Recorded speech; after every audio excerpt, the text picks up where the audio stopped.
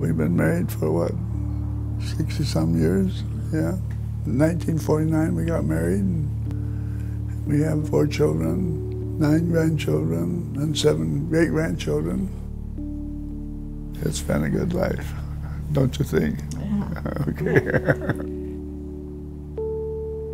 On December 7th, when Japan bombed Pearl Harbor, I was 16 years old. We were farmers, you know, we were very poor farmers out in the country. My dad was very good at raising leeks, you know, that's the big onions, and we'd sell them down Pike Place Market, and they were very popular.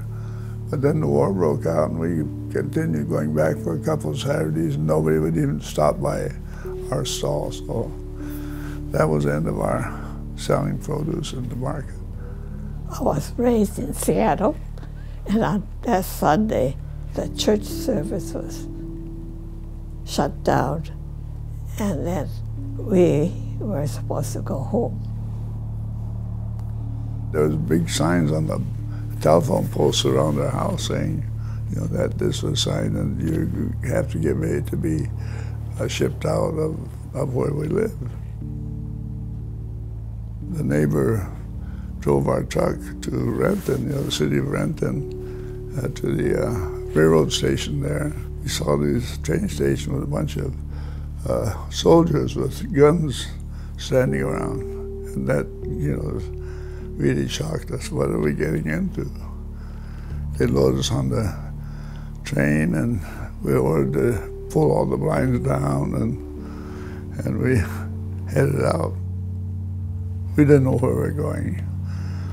The only indication is, I think after a day or two, the weather got warmer, and so we knew we were heading south.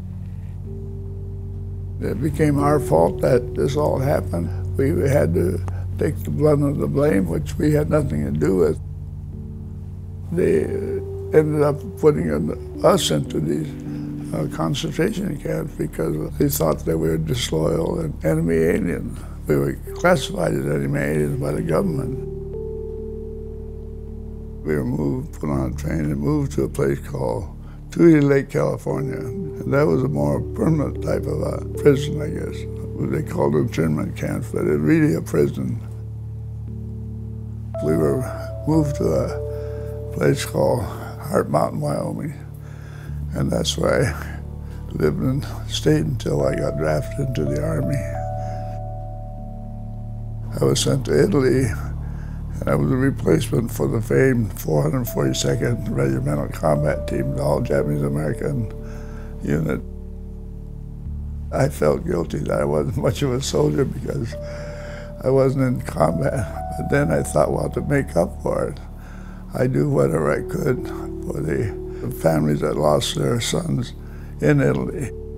Got the community together to build this nursing home. It's been in business for just 40 years, so I'm awful proud of that, and I feel that I did something for my community. Our experience in this, you know, growing up in this country that was racist, and especially being a veteran, you know, I think that I have a responsibility to speak out for what I think is right, and I think that the direction we're going against the Muslims and stuff is just not right just because they're Muslims.